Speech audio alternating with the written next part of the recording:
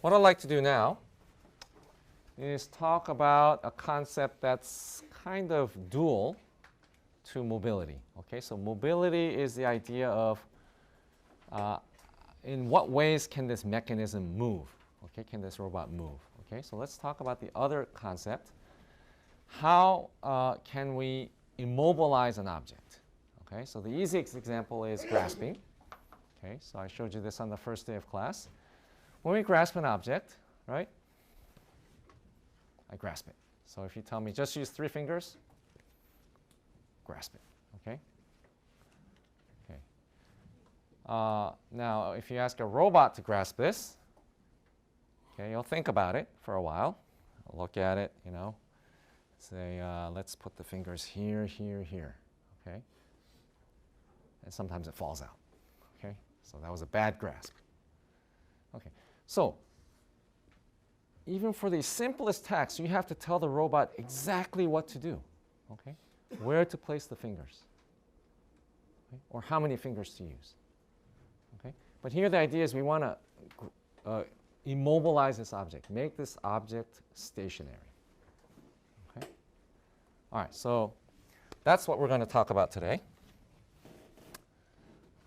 So we need to give it a topic here. So let's call it grasping. Okay, so the 2 main concepts we'll be using are the notion of form closure and force closure. So let's write it, form and force closure. Okay. All right, let's start off with a sort of a simple, well, not simple, but a motivating, intuitive example. Okay. All right, so motivating example. Okay, so suppose you have a picture, square picture. Okay, and we're going to place the picture on the wall. Okay, but rather than use a single nail, we're going to use 4 nails or 4 pins.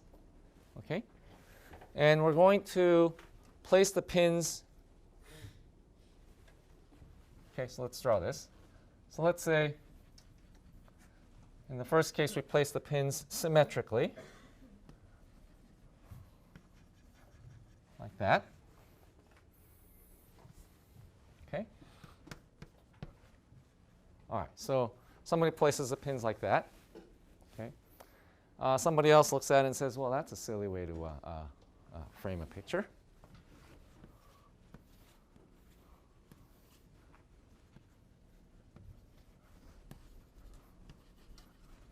Okay.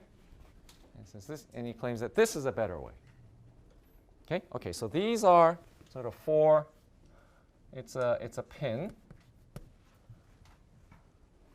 Okay. And these are all pins. Okay. Okay. So these pins have no friction. Okay. So there's small metal pins. Okay. So these pins are, let's write it down. So frictionless point contacts.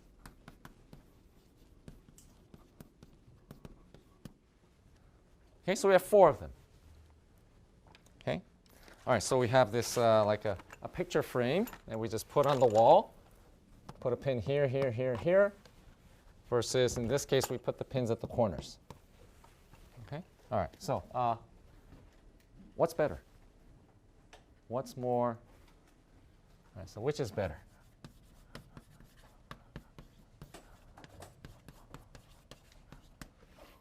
Okay. All right, so let's have another great experiment in democracy. Okay, so how many people think this is better? Okay, so hopefully we'll have more voter participation this time. So let's see some votes here.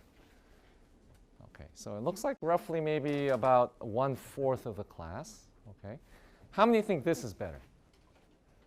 Okay, this looks like roughly about maybe slightly more. Okay, So that means we still don't have 50% voter participation.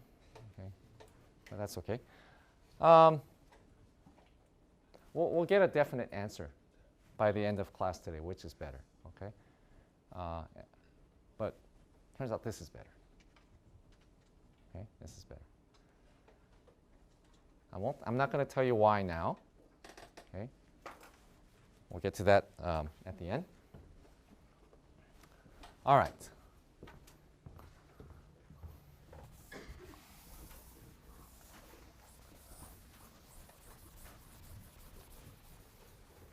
Okay, here's another example.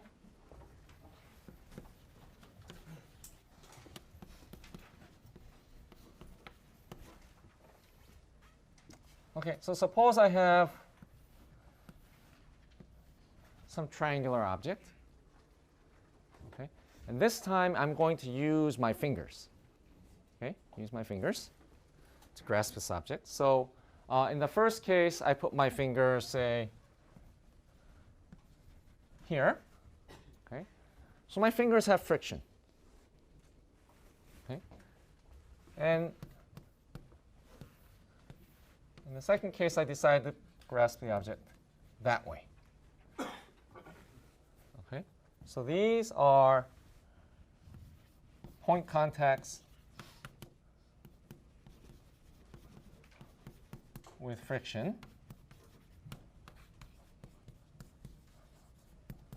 Okay, so you can imagine these pins, but maybe I put some glue on the pins. Okay, so it's kind of sticky. All right, okay, so let me ask the same question here. Which is better?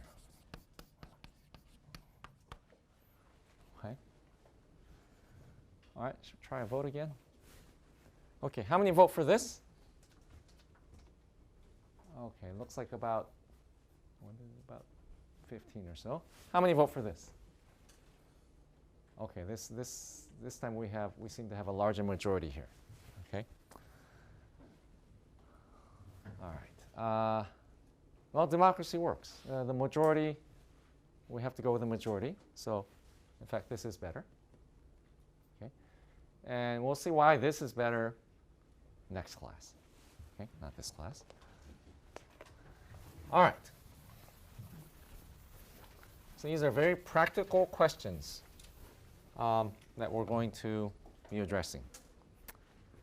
All right, so what have these very practical problems got to do with those words form and forced closure? Those are probably words that you've probably are seeing for the first time.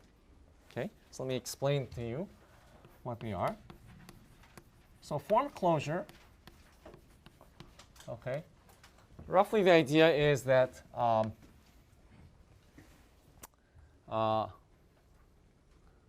an object is completely immobilized, okay? Is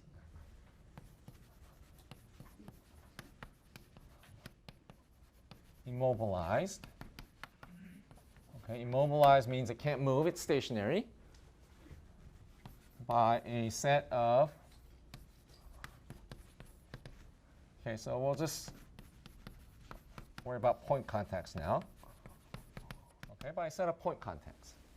Okay, so it's that situation over there. Okay, so if we use 4 pins, the picture can't move.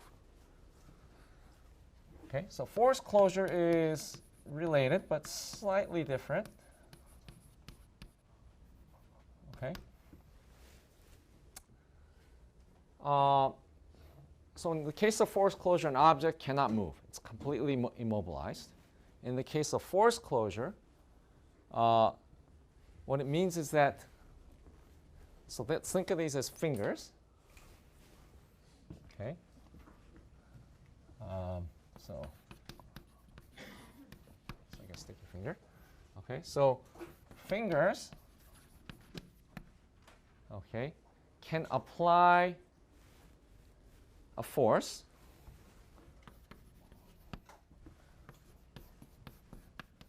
can apply forces, okay, such that it can resist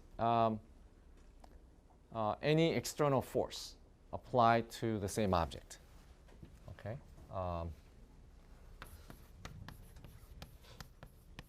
Okay. Any external forces on object. Okay, so it's like this idea here. So suppose gravity is acting this way. Okay, that means I have my fingers here. Okay, now if I squeeze the object hard, it's not going to fall, right? But if I just hold it very lightly, the object can fall, right? So here's the object, right? If I squeeze it hard, it's not going to fall. Okay, but if I just touch it very lightly, the forces might not be enough and it might just slip. Okay, so the idea is that I can immobilize it by applying strong forces, strong enough forces. Okay, whereas form closure, the object is always stationary. Okay, all right. Okay, so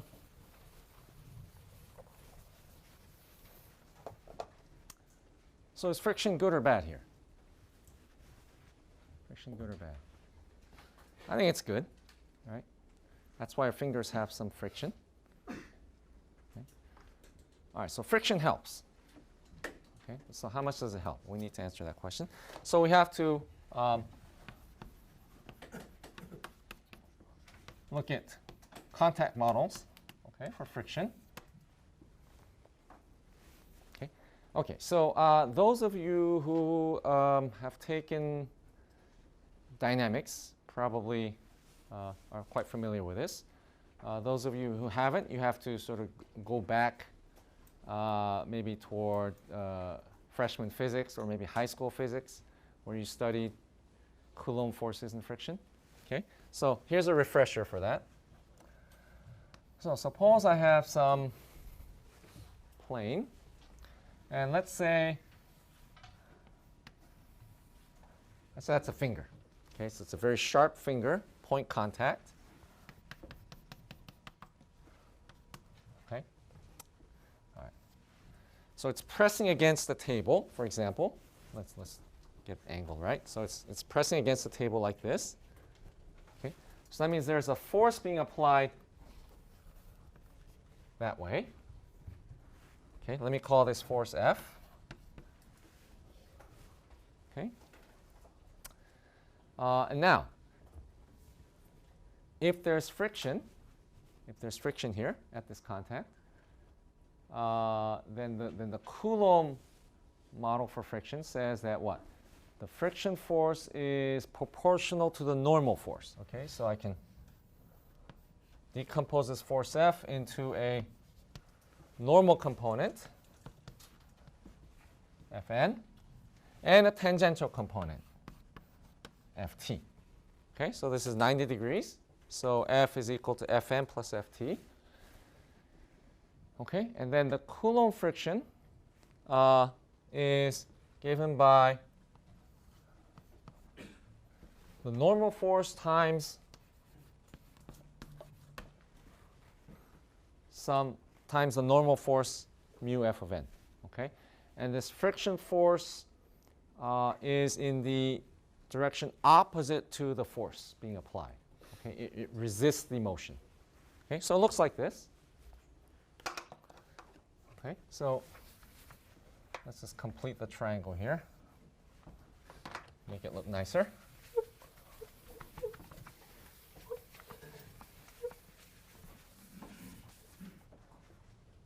Okay, so when does slip occur? When do we have sliding? When do we have sliding? Sliding occurs if this friction force is bigger than this tangential force. Okay, so slipping occurs when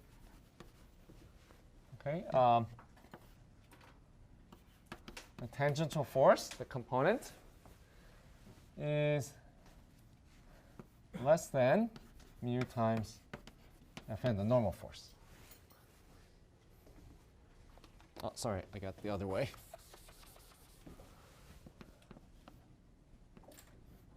That's what happens, right? Okay, so mu is this the Coulomb friction coefficient.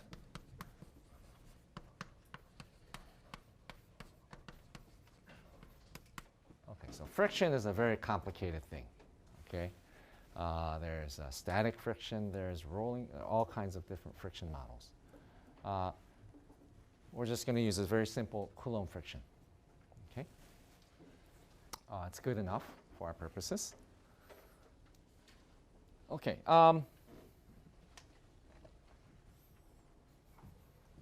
Let me call these angles alpha and beta.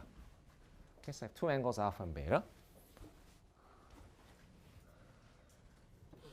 Okay, so it's pretty clear that this is the same as saying that the angle beta is bigger than alpha.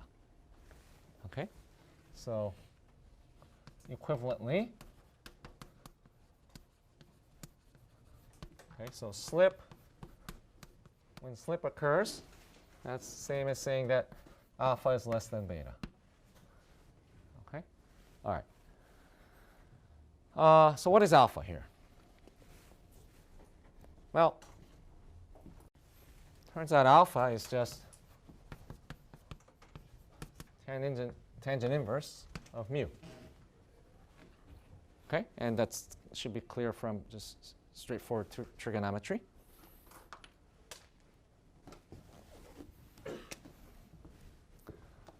All right, so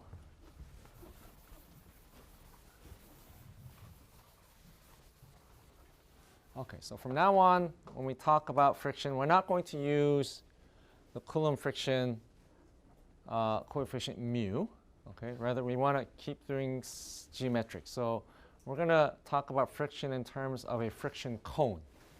Okay, so friction cone.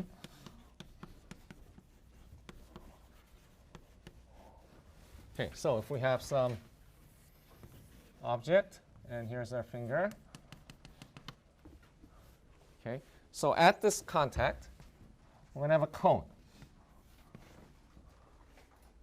Okay, so this angle here, so let's make sure it's, so this angle here will be 2 alpha. Okay, so this is our friction cone. Now, if the force being applied at this point, okay, is inside the cone, okay, then there's no slip. If the force being applied it falls outside the cone, then slipping occurs. Okay, and that should be clear from this picture. Okay, so if force is outside the cone, outside this friction cone, then we have slip.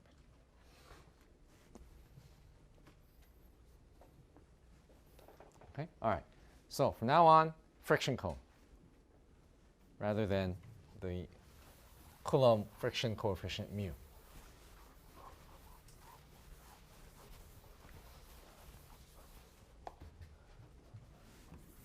All right, so we're going to deal with two types of contact.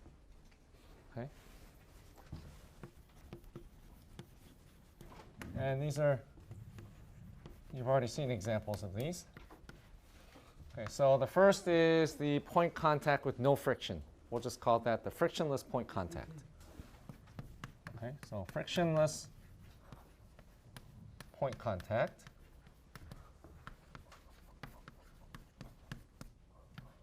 Okay, so here the cone is 0. The friction cone angle is 0. Okay, so that means alpha equals 0. Okay, alpha equals 0, or equivalently mu equals 0. Okay, so that means what? Forces that can be applied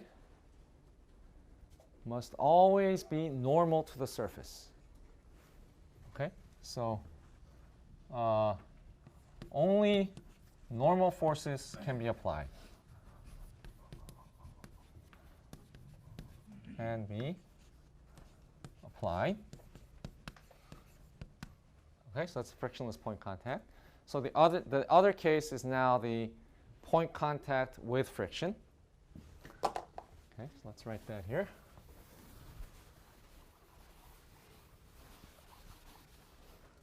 So we have, same case, point contact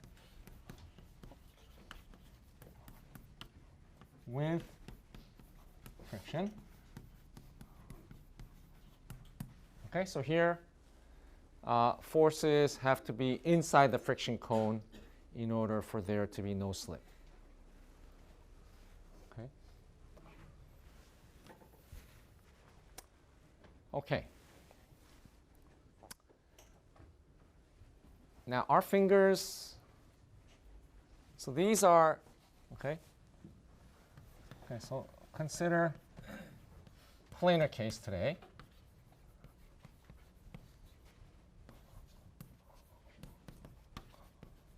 Okay, so we'll look at the spatial case later. Okay, but our fingers, okay, when we grasp an object like this, we have, okay,